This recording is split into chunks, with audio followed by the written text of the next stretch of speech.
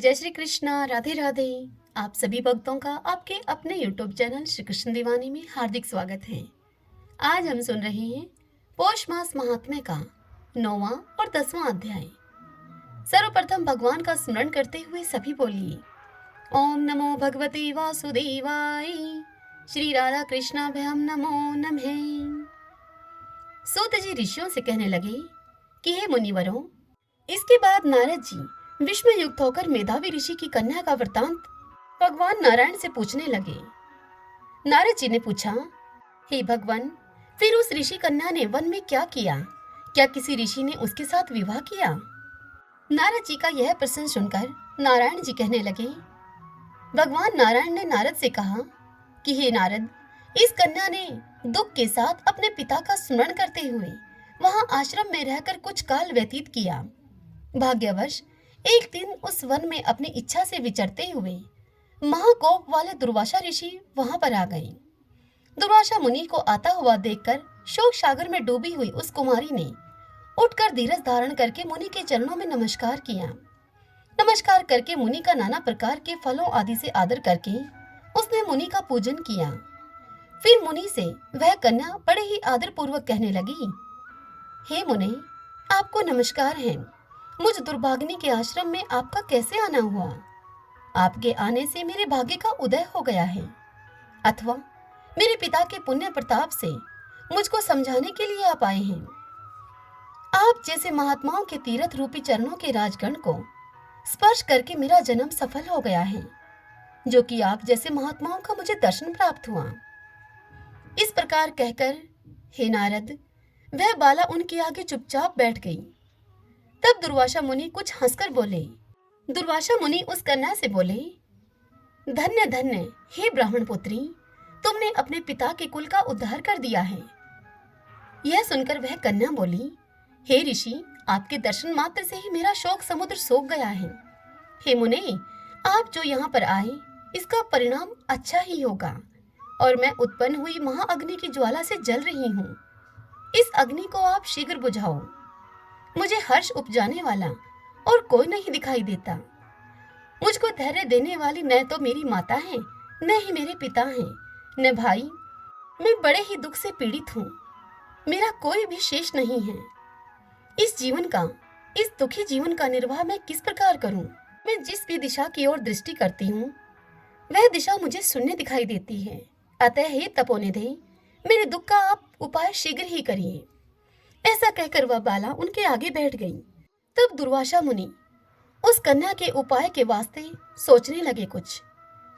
श्री नारायण भगवान नारद जी से आगे कहते हैं कि हे नारद, इस प्रकार उस कन्या के वचनों को सुनकर मुनिराज विचार करके अत्यंत कृपा से उस बाला को देखकर कुछ हितकारक वचन बोले। श्रीमन नारायण नारायण हरि हरि, भजमन नारायण नारायण हरि हरि। दुर्वासा ऋषि उस कन्या से कहने लगे, हे सुंदरी, अब से तीसरा मास पुरुषोत्तम मास आएगा। उसमें स्नान करने से मनुष्य दोषों से छूट जाता है। इस मास के तुल्य कार्तिक आदि कोई भी मास नहीं है। सब मास तथा पक्ष और जो भी पर्व हैं पुरुषोत्तम मास की 16वीं कला के बराबर भी नहीं है। 12,000 वर्ष तक गंगा में स्नान करने से जो फल मिलता है और सिंह के बृहस्पति में आने पर गोदावरी गंगा में स्नान करने से जो फल मिलता है, वही फल कहीं भी पुरुषोत्तम मास में एक बार स्नान करने मात्र से प्राप्त हो जाता है। यही श्री कृष्ण का प्रिय मास है। इसमें स्नान, दान, जप आदि करने से सभी मनोवांछित फलों की प्राप्ति होती है। इसीलिए तुम भी पुरुषोत्तम मास की सेवा करो। मुनिराज कन्या को ऐसे वचन कहकर मौन हो गए। श्री कृष्ण भगवान अर्जुन से कहने लगे, हे अर्जुन, मुनि के वचन को सुनकर भावों से प्रेरित होकर वह मूढ़ बाला क्रोधित होकर बोली, हे ब्राह्मण, मुझको आपके वचन ठीक नहीं लगे। माघ आदि मास किस प्रकार से थोड़ा फल देने वाले हैं, और कार्तिक आदि मास को आप कैसे कम कहते हो? क्या सेवा किया हुआ वैशाख मास इच्छित फल नहीं देता है? यह तो मलिन मास सभी कर्मों में निंदित है। हे मुने, सूर्य संक्रांति से रहित मलमास को आप कैसे श्रेष्ठ कह सकते हैं? इस प्रकार क्रोध से कहे गए ब्राह्मण की पुत्री के वचनों को सुनकर ऋषि का शरीर अब जलने लगा और दुर्वासा ऋषि के नेत्र अब लाल हो गए। परंतु फिर भी मित्र की कन्या को श्राप उन्होंने नहीं दिया और वे अपने मन में सोचने लगे कि यह कन्या कितनी मूर्ख है, अपने हित और अहित को भी नहीं जानती है। पुरुषोत्तम मास का महात्म्य जो बड़े बड़े ज्ञानी भी नहीं जानते, तो कम बुद्धि वाले पुरुष और कन्याएं कैसे जान सकती हैं? और यह बिना पिता की कन्या दुख रूपी अग्नि से सुलगती हुई मेरे अत्यंत उग्र श्राप को कैसे सहन कर सकेगी? ऐसे उत्पन्न हुए क्रोध को कृपा से दूर करते हुए और स्वस्थ होकर व्याकुल कन्या से वे कहने लगे। ऋषि बोले, हे बाले, तुम मेरे मित्र की कन्या है, इसलिए तेरे पर मेरा कुछ भी कोप नहीं। जैसे तेरे मन में हो तो वैसे ही कर। अब जो कुछ होने वाला है उसे तो सुन। मैं कहता हूँ, तूने जो पुरुषोत्तम मास का अनादर किया है, उसका फल इस जन्म में या अगले जन्म में वह तुझे अवश्य मिलेगा, क्योंकि तेरा पिता मेरा मित्र था, इसीलिए तुझको मैंने श्राप नहीं दिया। तू बालक है और अपने शुभ और अशुभ को नहीं पहचानती। तेरा कल्याण हो, मैं तो नारायण जी की सेवा में जाता हूँ। श्री कृष्ण भगवान अर्जुन से बोले कि ऐसा कहकर वह महाक्रोधी तपस्वी दुर्वासा मुनि झटपट वहां से चले गए और उसी क्षण वह कन्या पुरुषोत्तम के अनादर से कांतिहीन हो गई और अपने मन में यह विचार करने लगी कि तत्काल फल देने वाले पार्वती पति श्री शंकर जी की मैं अब आराधना करूंगी। ऐसा निश्चय करके वह कन्या अपने आश्रम में आकर महान कठिन तप करने की इच्छा करने लगी। सूत जी मुनियों से कहते हैं कि हे ऋषियों, वह बाला प्रबल मुनि के वचनों को निंदित करके तथा बहुत फल वाले विष्णु और सावित्री पति ब्रह्मा को छोड़कर अपने वन आश्रम में केवल भगवान शंकर की सेवा करने लगी। श्रीमन नारायण नारायण हरि हरि, भजमन नारायण नारायण हरि हरि। आइए भगतजनों, अब हम ब्रह्मा वैवर्त पुराण से आज के अध्याय की कथा का श्रवण करते हैं। सूत नंदन शोती जी कहते हैं शौनक जी से कि हे मुने, क्षण भर वहां खड़े रहकर परम मंगलदायक ब्रह्मा और विष्णु आदि देवता मालावती के निकट गए। देवताओं को आया हुआ देखकर पतिव्रता मालावती ने अपने प्राण वल्लभ को उनके समीप रखकर उन सभी को प्रणाम किया। तत्पश्चात वह उपब्रहण की पत्नी मालावती उन सब के समक्ष फूट फूट कर रोने लगी। इसी बीच में वहां उस देव समाज के भीतर कोई ब्राह्मण बालक वहां पर आया। उसकी आकृति बड़ी मनोहर थी। दंड, छत्र, श्वेत वस्त्र और उज्जवल तिलक धारण किए हुए तथा हाथ में एक बड़ी सी पुस्तक लिए हुए वह ब्राह्मण कुमार अपने तेज से प्रज्वलित सा हो रहा था। उसके संपूर्ण अंग चंदन से चर्चित थे। वह परम शांत जान पड़ता था और मंद मंद मुस्कुरा रहा था। विष्णु जी की माया से विस्मित हुई देवताओं की अनुमति लेकर वह वहीं देव सभा के मध्य भाग में बैठ गया और तारामंडल के बीच में प्रकाशित होने वाले चंद्रमा की भांति वह शोभा पाने लगा। वह ब्राह्मण बालक समस्त देवताओं तथा मालावती से इस प्रकार बोला। वह बोला कि यहाँ ब्रह्मा और शिव आदि संपूर्ण देवता किस लिए पधारे हैं? जगत की सृष्टि करने वाले साक्षात विधाता यहाँ किस कार्य से आए हैं? समस्त ब्रह्मांडों का संहार करने वाले स्वयं सर्वव्यापी शंभु भी यहाँ विराज रहे हैं। इसका क्या कारण है? तीनों लोकों के समस्त कर्मों के साक्षी धर्म भी यहाँ उपस्थित हैं। यह महान आश्चर्य है। सूर्य, चंद्रमा, अग्नि, काल, मृत्यु कन्या तथा यम आदि का समागम ही यहाँ किस लिए हुआ है?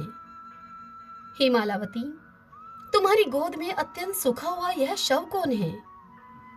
जीती जागती स्त्री के पास मरा हुआ यह पुरुष कौन है और यह तुम्हारी गोद में क्यों है?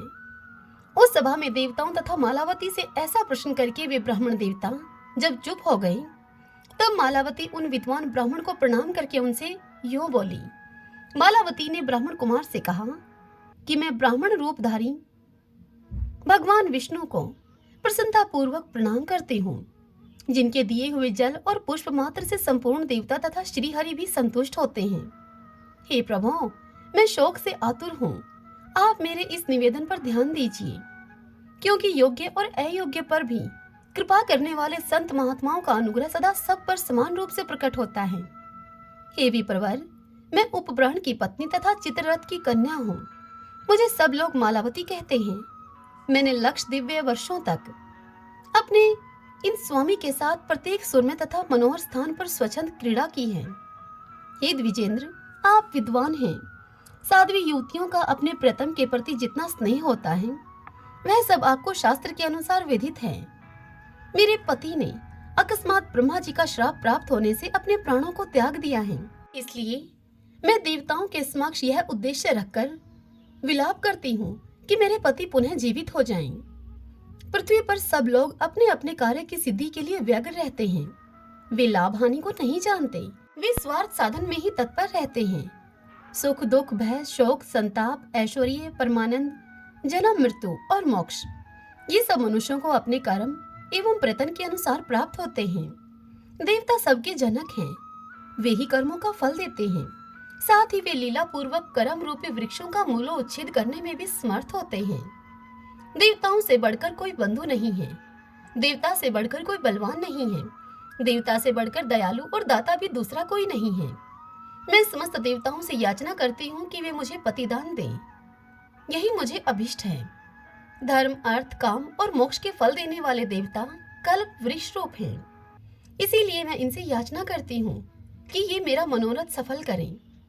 यदि देवता लोग मुझे अभिष्ट पतिदान देंगे तब तो इनका भला है, अन्यथा मैं इन सबको निश्चय ही स्त्री के वध का पाप दूंगी। इतना ही नहीं, मैं इन सबको दारुण एवं दुर्निवारण श्राप भी दे सकती हूँ। सती के श्राप को टालना बहुत कठिन होता है। किस तपस्या के द्वारा उसका निवारण किया जाएगा? हे शौनक जी, ऐसा कहकर शोकातुर पतिव्रता मालावती उस देव सभा में चुप हो गई। तब उन श्रेष्ठ ब्राह्मण ने मालावती से कहा।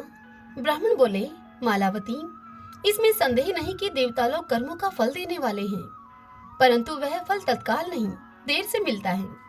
ठीक वैसे ही जैसे किसान बोए हुए अनाज का फल तुरंत नहीं, देर से पाता है। हे पतिव्रते, गृहस्थ पुरुष हलवाहे के द्वारा अपने खेत में जो अनाज बोता है, हलवाहा किसान को कहा जाता है। वह जो हलवाहा अपने खेत में अनाज बोता है, उसका समय अनुसार अंकुर प्रकट होता है। समय अनुसार फिर वह वृक्ष बनता है और फल भी देता है। तत्पश्चात अन्य समय में वह पकता है और अन्य समय में गृहस्थ पुरुष उसके फल को पाता है। इसी प्रकार सबके विषय में समझ लेना चाहिए। प्रत्येक कर्म का फल देर से ही मिलता है। संसार में गृहस्थ पुरुष जो बीज बोता है, वही भगवान विष्णु की माया से समय के अनुसार अंकुर और वृक्ष होता है और यथा समय गृहस्थ पुरुष को उसके फल की उपलब्धि होती है। पुण्य आत्मा पुरुष पुण्य भूमि में चिरकाल तक जो तप करता है, उसका फल देने वाले सचमुच देवता ही हैं। इसमें संशय नहीं है। ब्राह्मणों के मुख में तथा ऊसर भूमि से रहित उत्तम खेत में मनुष्य भक्ति भाव से जो आहुति डालता है, उसका फल उसे निश्चय ही प्राप्त होता है। बल, सौंदर्य, ऐश्वर्य, धन, पुत्र, स्त्री और उत्तम पति, कोई भी पदार्थ तपस्या के बिना नहीं मिलता है। अतः तप के बिना क्या हो सकता है? जो भक्तिभाव से प्रकृति अर्थात दुर्गा देवी का सेवन करता है, वह प्रत्येक जन्म में विनयशील, सद्गुणवती तथा सुंदरी, प्राण वल्लभा पत्नी को प्राप्त करता है। प्रकृति के ही वर से भक्त पुरुष लीला पूर्वक अविचल लक्ष्मी, पुत्र, पौत्र, भूमि, धन और संतति को पाता है। भगवान शिव कल्याण स्वरूप, कल्याणदाता और कल्याण प्राप्ति के कारण हैं। वे ज्ञान नंद स्वरूप, महात्मा, परमेश्वर एवं मृत्युंजय हैं। जो मनुष्य भक्ति भाव से उन महेश्वर का सेवन करता है, वह पुरुष प्रत्येक जन्म में सुंदर पत्नी पाता है और उनकी आराधना करने वाली स्त्री प्रत्येक जन्म में उत्तम पति को पाती है। भगवान हर के वरदान से मनुष्य को विद्या, ज्ञान, उत्तम कविता, पुत्र, पौत्र, उत्कृष्ट लक्ष्मी, धन, बल और पराक्रम की प्राप्ति होती है। जो मानव ब्रह्मा जी का भजन करता है, वह भी संतान और लक्ष्मी को पाता है। ब्रह्मा जी के वरदान से मनुष्य को विद्या, ऐश्वर्य और आनंद की प्राप्ति होती है। जो मनुष्य भक्ति भाव से दीनानाथ, दीनेश्वर, सूर्य की आराधना करता है, वह निश्चय ही यहाँ विद्या, आरोग्य, आनंद, धन और पुत्र पाता है। जो सबसे प्रथम पूजने योग्य सर्वेश्वर सनातन देवादिदेव गणेश जी की भक्ति भाव से पूजा करता है, उसके जन्म जन्म में समस्त विघ्नों का नाश होता है। वह सोते जागते हर समय परम आनंद का अनुभव करता है। गणेश जी के वरदान से उसको ऐश्वर्य, पुत्र, पौत्र, धन, प्रजा, ज्ञान, विद्या और उत्तम कविताओं की प्राप्ति होती है। जो देवताओं के स्वामी लक्ष्मीपति भगवान विष्णु का भजन करता है, वह मनुष्य यदि वर पाने का इच्छुक हो तो उसे वह संपूर्ण वर प्राप्त हो जाता है, अन्यथा अवश्य ही उसे मोक्ष की प्राप्ति होती है। शांत स्वरूप जगतपालक श्री विष्णु की सेवा करके सचमुच ही मनुष्य समस्त तप, संपूर्ण धर्म तथा परम उत्तम यश एवं कीर्ति को प्राप्त कर लेता है। जो मूढ़ मनुष्य सर्वेश्वर विष्णु का सेवन करके उसके बदले में कोई वर लेना चाहता है, उसे विधाता ने ठग लिया और विष्णु की माया ने उसे मोह में डाल दिया। नारायण की माया सब कुछ करने में समर्थ, सबकी कारणभूता और परमेश्वरी है। वह जिस पर कृपा करती है उसे विष्णु मंत्र देती है। जो धर्मात्मा मनुष्य धर्म का भजन करता है, वह निश्चय ही संपूर्ण धर्म का फल पाता है और इहलोक में सुख भोग कर परलोक में भगवान विष्णु के परम पद को प्राप्त कर लेता है। जो मनुष्य जिस देवता की भक्तिभाव से आराधना करता है, वह पहले उसी को पाता है और फिर समय के अनुसार उस देवता के साथ ही वह उत्तम विष्णु धाम में चला जाता है। भगवान श्री कृष्ण प्रकृति से परे तथा तीनों गुणों से अतीत निर्गुण हैं। ब्रह्मा, विष्णु और शिव आदि के सेव्य उनके आदि कारण परात्पर अविनाशी परब्रह्मा एवं सनातन भगवान हैं। साकार निराकार ज्योतिष स्वरूप, स्वेच्छा में सर्वव्यापी, सर्वाधार, सर्वेश्वर, परमानंदमय, ईश्वर निर्लिप्त तथा साक्षी रूप हैं। वे भक्तों पर अनुग्रह करने के लिए ही दिव्य विग्रह धारण करते हैं। जो उनकी आराधना करता है वह सचमुच ही जीवन मुक्त है। वह बुद्धिमान पुरुष कोई वर नहीं ग्रहण करता। सालों के आदि चारों प्रकार की मुक्तियों को भी वह तुच्छ समझने लगता है। ब्रह्मा तव, अमर तव और मोक्ष भी उसके लिए तुच्छ सा हो जाता है। ऐश्वर्य को वह मिट्टी के ढेले के समान नश्वर मानता है। इंद्र तव, मनु तव और चिरंजीवी तव को भी वह पानी के बुलबुले के समान क्षणभंगुर समझकर अत्यंत तुच्छ गिनने लगता है। सोते जागते हर समय श्री कृष्ण की सेवा ही चाहता है। उनकी दासता के सिवा दूसरा कोई पद नहीं मानता। श्री कृष्ण के चरणारविंदों में निरंतर एवं अविचल भक्ति पाकर वह पूर्ण काम हो जाता है। श्री कृष्ण का भक्त उन परिपूर्णतम ब्रह्मा का सेवन करके सदा सुस्थिर रहता है। वह अपने कुल की करोड़ों, नाना के कुल की सैकड़ों और ससुर के कुल की सैकड़ों पूर्व पीढ़ियों का भी लीलापूर्वक उद्धार करके दास, दासी, माता और पत्नी का तथा पुत्र के बाद की भी सैकड़ों पीढ़ियों का उद्धार कर देता है और स्वयं निश्चय ही गोलोक में जाता है। मनुष्य तभी तक कामासक्त होकर गर्भ में निवास करता है, तभी तक यमयातना भोगता है और गृहस्थ पुरुष तभी तक भोगों की इच्छा रखता है जब तक कि श्री कृष्ण का सेवन नहीं करता। यमराज उस भक्त के कर्म संबंधी लेख को तत्काल भय के मारे दूर कर देता है। ब्रह्मा जी पहले से ही उसके स्वागत के लिए मधुपर्क आदि तैयार करके रखते हैं और सोचते हैं कि अहो, वह मेरे लोक को लांघकर इसी मार्ग से यात्रा करेगा। कोटि शत कल्पों में भी उसका वहां से निष्कासन नहीं होगा। जैसे सर्प गरुड़ को देखते ही भाग जाते हैं, उसी प्रकार करोड़ों जन्मों के किए हुए पाप भी श्री कृष्ण भक्ति से भयभीत होकर उसे छोड़कर पलायन कर जाते हैं। भगवान श्री कृष्ण का भक्त मानव शरीर को छोड़ने के बाद निर्भय होकर गोलोक में जाता है। वहां जाने पर दिव्य शरीर धारण करके सदा श्री कृष्ण की सेवा करता है। श्री कृष्ण जब तक गोलोक में निवास करते हैं, तब तक भक्त पुरुष निरंतर वहां उनकी सेवा में रहता है। श्री कृष्ण का दास ब्रह्मा की नश्वर आयु को एक निमेष भर का मानता है। श्रीमन नारायण नारायण हरि हरि, भजमन नारायण नारायण हरि हरि। आइए भगतजनों, अब हम पौष मास में सुनी जाने वाली धरती माता की कथा सुनते हैं। एक ब्राह्मणी थी। वह बहुत ही धार्मिक महिला थी। सभी ग्रामवासी उसका बहुत ही आदर सम्मान करते थे। कोई भी उसकी शरण में आता तो वह सभी की मदद किया करती थी। मन ही मन भगवान का स्मरण किया करती थी। भगवान की सेवा पूजा और जरूरतमंद लोगों की मदद करना उसका परम धर्म था। एक दिन ब्राह्मणी मरकर भगवान के घर गई। वहां जाकर वह बोली कि मुझे बैकुंठ का रास्ता बता दो।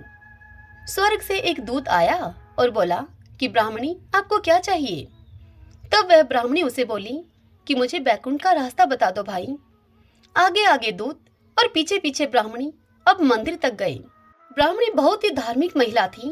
उसने बहुत दान पुण्य कर रखा था। उसे विश्वास था कि उसके लिए बैकुंठ का रास्ता अवश्य खुल जाएगा। तब ब्राह्मणी ने वहां जाकर देखा तो वहां बड़ा सा मंदिर, सोने का सिंहासन, हीरे मोती से जड़ी छतरी थी। चित्रगुप्त जी न्याय सभा में बैठे हुए साक्षात इंद्र के समान शोभा पा रहे थे और न्याय नीति से अपना राज्य संभाल रहे थे। यमराज जी सबको कर्म के अनुसार दंड दे रहे थे।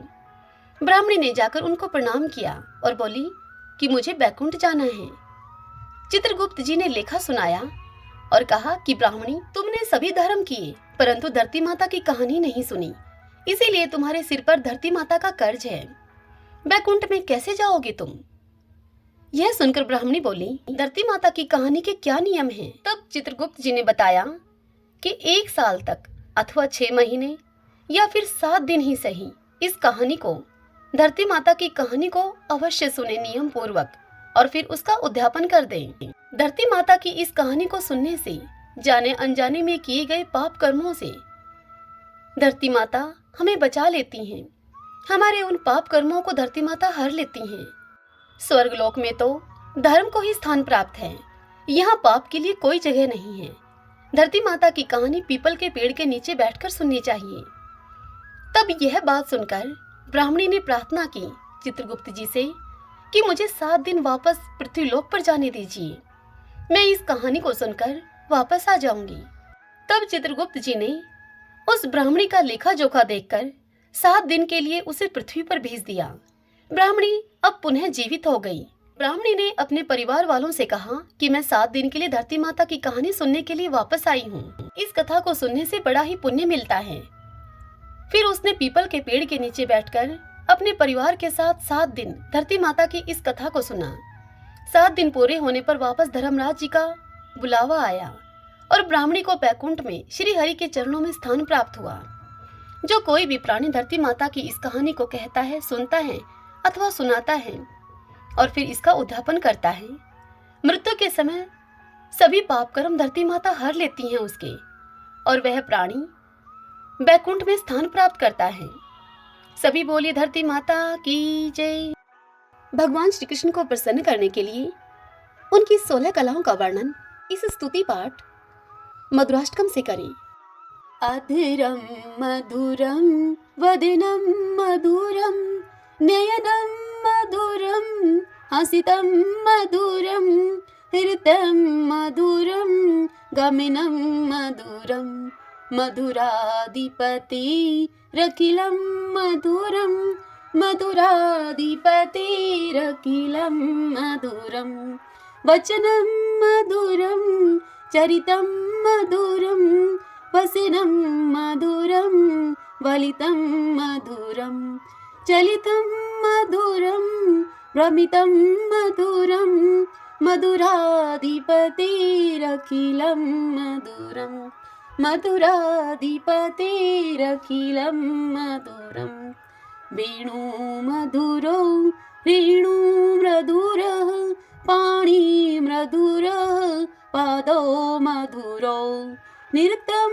मधुरं संख्यं मधुरं मधुराधिपतिरखिलं मधुरं मधुराधिपतिरखिलं मधुरं गीतं मधुरं पीतं मधुरं भुक्तं मधुरं सुप्तं मधुरं रूपं मधुरं तिलकं मधुरं मधुराधिपतिरखिलं मधुरं मधुराधिपतिरखिलं मधुरं तरणं मधुरं तरणं मधुरं हरिणं मधुरं स्मरणं मधुरं वमितं मधुरं शमितं मधुरं मधुराधिपतिरखिलं मधुरं मधुराधिपतिरखिलं